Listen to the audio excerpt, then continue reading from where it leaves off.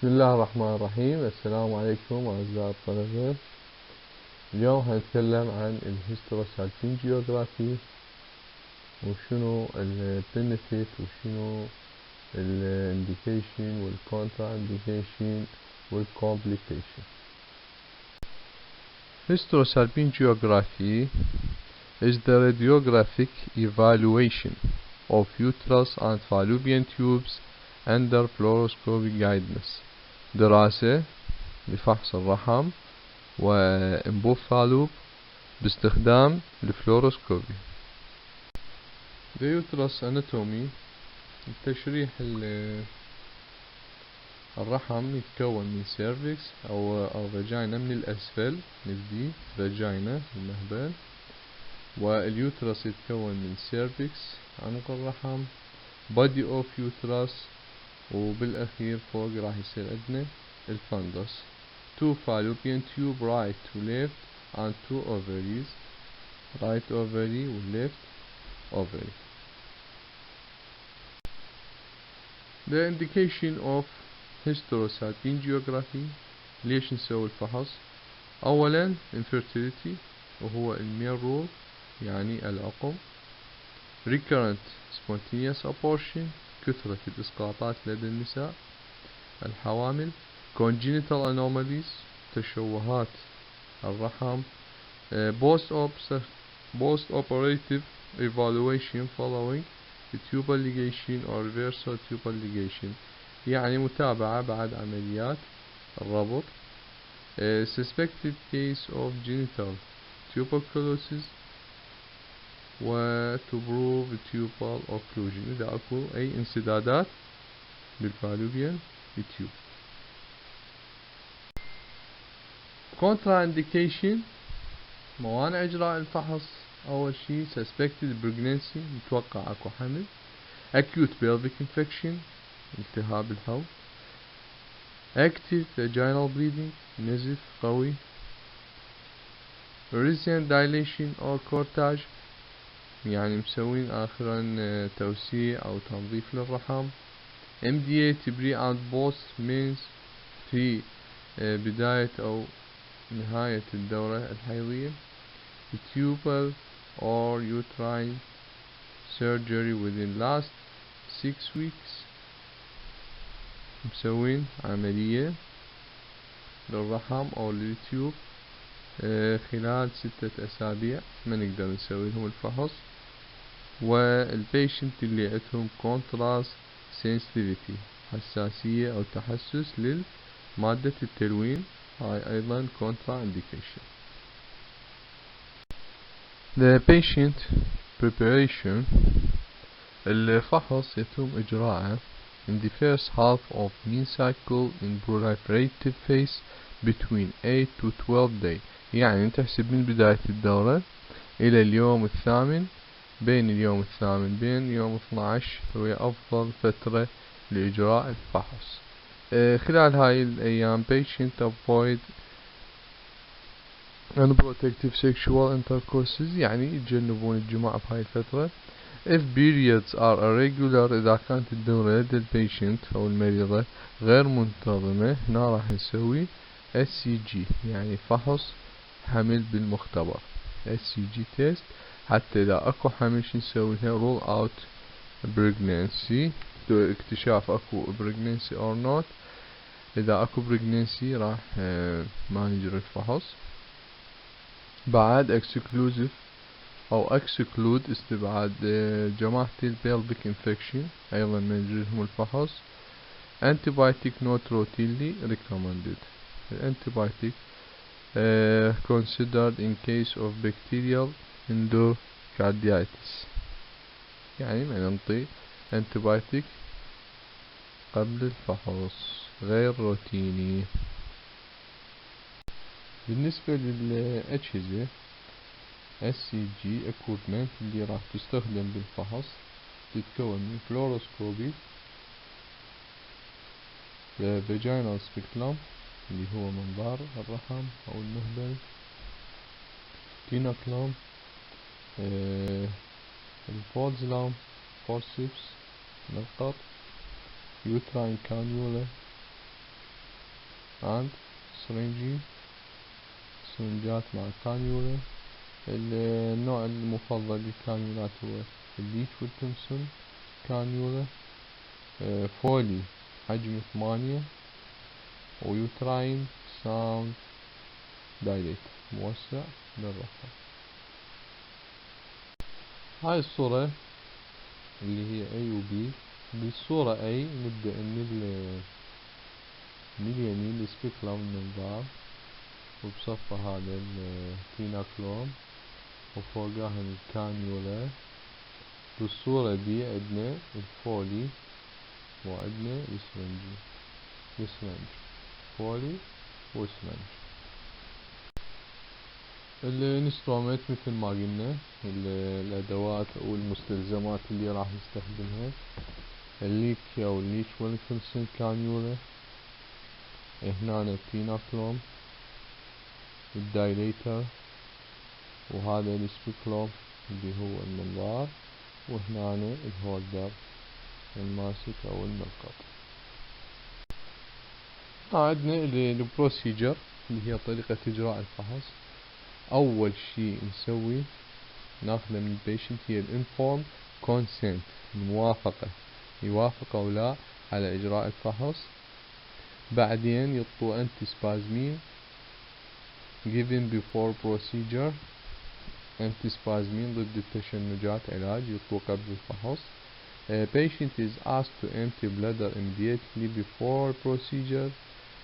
نطلب من البيشنت يفرغ مثانته قبل الفحص. سكوت فيلم may be taken. السكوت فيلم مثل ما قلنا هو البلين فيلم اللي ناخذه قبل إعطاء المادة الملونة حتى نثبت التكنيك ونشوف البيشنت متحضر أو لا جاهز للفحص، سموه سكوت فيلم. patient is placed in lithotomy position. هسه بعد شوية راح نشرحها. the perineum اللي هي المنطقة بين الفاجينا والأنس is clean، تنظف وتعقم with antiseptic solution.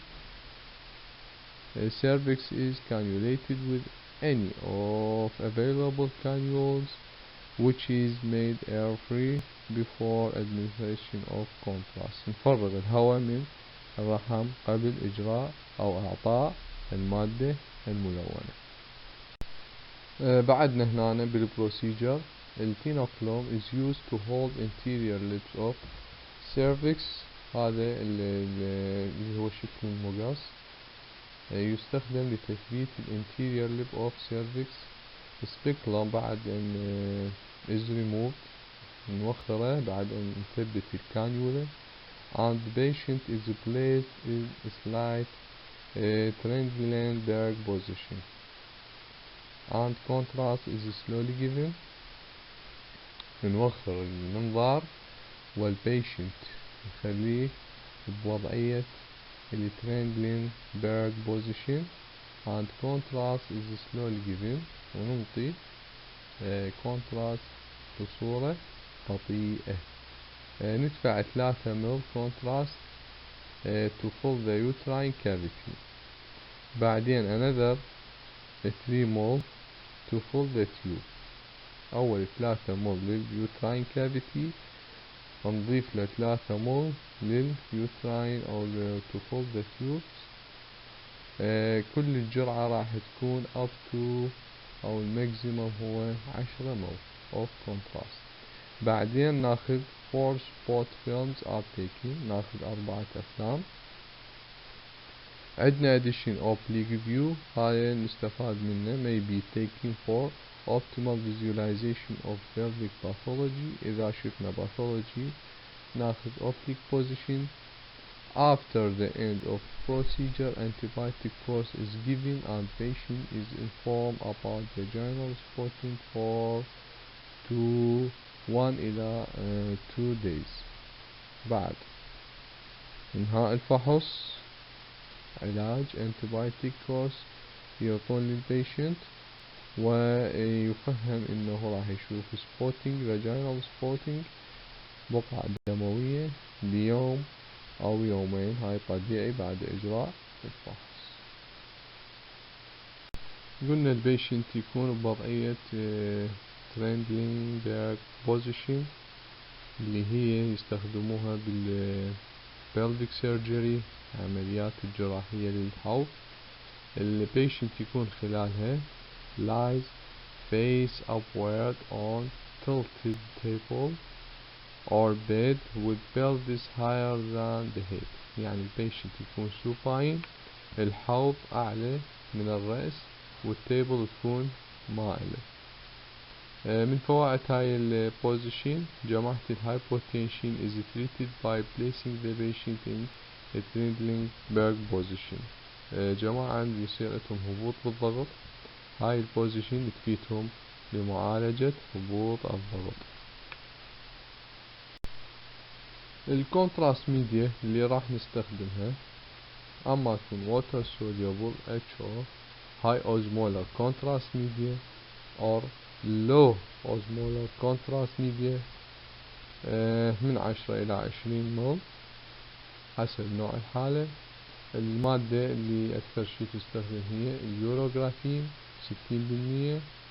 بالنسبة للليبيد soluble اللي يسموه ليبيدول is no longer recommended، ما يستخدموها بكثرة due to delayed absorption نتيجة بطء امتصاصها. the complication المضاعفات نتيجة إجراء الفحص شنو يمكن يكون عند البيشنت؟ أول شي pain ألم may occur at using forceps during insertion للكانيولا نتيجة استخدام الملقط أثناء إدخال الكانيولا with the uterus and the tubal distension. بعد ممكن يكون عنده venous centralization due to excessive injection pressure trauma of endometrium by the tip of cannula. يصير عندنا نتيجة الحقن والضغط داخل بطانة الرحم من خلال استخدام الكانيولا. بعد ممكن يكون عندنا pelvic infection occur in 2% of patient 2% من patient يمكن أن يظهر عندهم pelvic infection with the previous history of pelvic infection اللي هم أصلا عندهم سابقا التهابات الحوض. إذن 3 complicationات مهمة اللي هي pain venous centralization والdelayed pelvic infection. بالنسبة للكانيولات اللي تستخدم في فحص الهيستروسالمينجيوغرافي we have different types of cannula. 4 أنواع. الأولى هي ليف ويلكنسون كانيولا أكرون تيب ميتاليك كانيولا cervical vacuum cup والبالون كاثيتر or pediatric Foley's catheter. 4 أنواع تستخدم في فحص تلوين الرحم. هنا ممكن يسألون يقول لك which one is better منو الأفضل cervical vacuum cup لو الميتاليك كانيولا. طبعا هنا يقول cervical vacuum cup it is superior to metallic cannula أفضل من الميتاليك كانيولا. ليش؟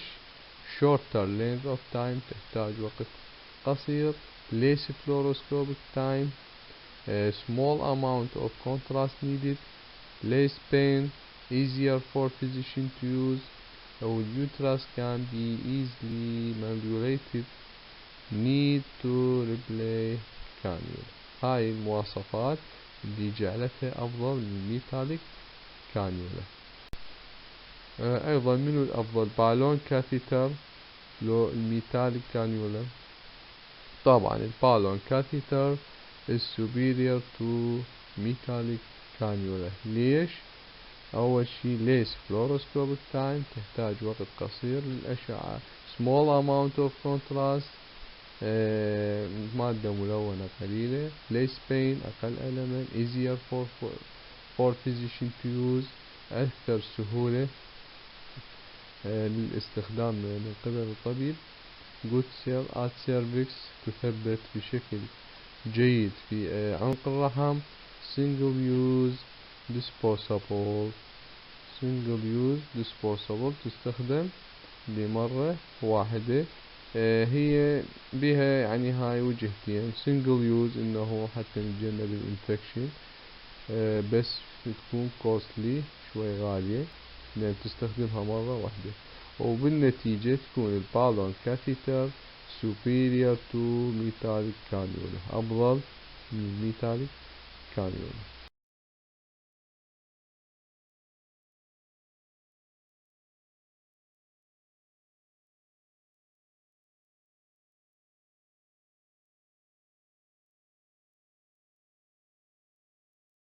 normal SCG normal hysterosalpingiography. The uterine cavity is shown during SCG as triangular contrast-filled structure، مثلث الشكل مليء بالcontrast with its base on the top and the apex caudally inverted triangular. يعني مثلث مقلوب، القاعدة إلى الأعلى والقمة إلى الأسفل. and the uterine fundus on top which can be flattened, concave or slightly convex. يعني الفندس of uterus يمكن أن تكون مسطحة أو محدبة أو مقعرة قليلا. A free spillage of the contrast to peritoneum noted. ويمكن أن يصير عندنا تسرب في مادة الكونتراست للبريتونيوم منطقة الأبدومن. هاي بالنسبة للnormal structure or normal shape of uterus in SCG exam. مثل ما قلنا اليوترس triangular مثلث الشكل، البيز للأعلى عند التب للأسفل filled with contrast. وهنا ظهرت عندنا الليفت تيوب وspillage of dye للأوفريز، وعندنا right tube وspillage dye to the right ovary. هذا طبعا الصورة هي analog film الconventional، يعني الصورة التقليدية مو الديجيتال. هنا عندنا الديجيتال CR يسموه computed radiology CR. inserted dye هنا عندنا اليوترس triangular shape، البيز للأعلى التب للأسفل، وعندنا هذا الثين لاين على الليفت اللي هو left tube أو left fallopian tube، وهذا بالجهة اليمين يسموه right fallopian tube.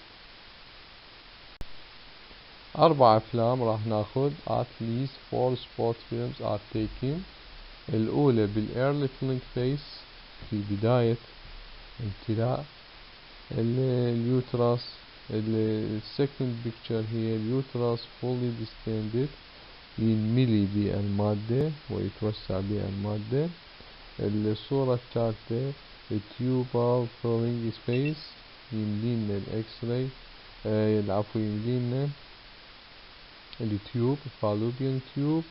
والصورة الرابعة لما يصير عندنا بريتونيال اسبرج مثل ما قلنا تتسرب المادة البريتونيوم. هي هاي اللقطة الرابعة أو الصورة الرابعة وننهي الفحص. إذن 4 spot films are taken. The early filling phase uterus fully distended, the tubal filling phase والperitoneal spillage.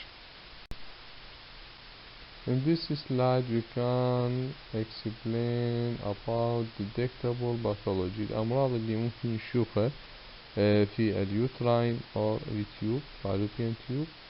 بالنسبة لليوتراين ممكن نشوف يوتراين anomaly تشوهات الرحم، fibroid تليفات، endometrial polyp زوائد لحمية، intrauterine adhesion التصاق في داخل الرحم، والاندوماتيريال TB، والسيرفايكال incompetence اللي هي مشاكل تصير بعمق الرحم. بالنسبة للمشاكل اللي ممكن نشوفها بالفالوبيان تيوب هي تيوب بلوك، تيوب سبازم، بوليب، هيدروسالبينكس، سالبنجايتس، بريتيوبال ادهيجن التصاق TB. الهيدروسالبينكس هو bleeding or fluid full the fallopian tube. بالنسبة لهذه السلايد واللي بعده الباثولوجي للاطلاع فقط، للاطلاع فقط، ما داخله كمادة، ولكن لزيادة المعلومات حتى تعرفون شنو الأمراض اللي ممكن نشوفها بالرحم والفالوبيان تيوب.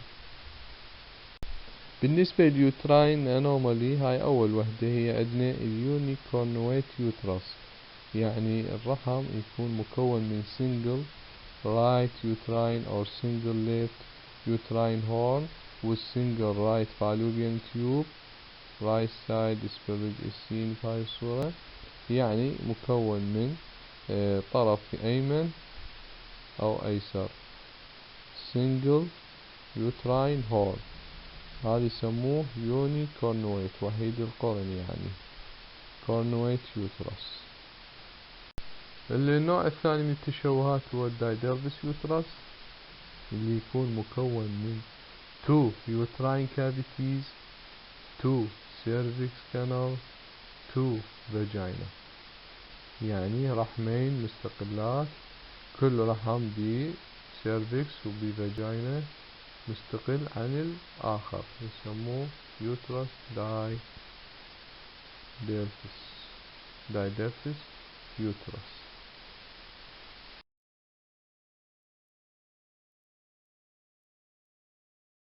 النوع الآخر من التشوهات يسموه البايكورنويت يوترس، بايكورنويت يوترس اللي يتكون لنا من 2 يوترس كافيتيز ولكن 1 cervical canal 2 uterine cavities، هذا يسموه بايكورنويت يوترس.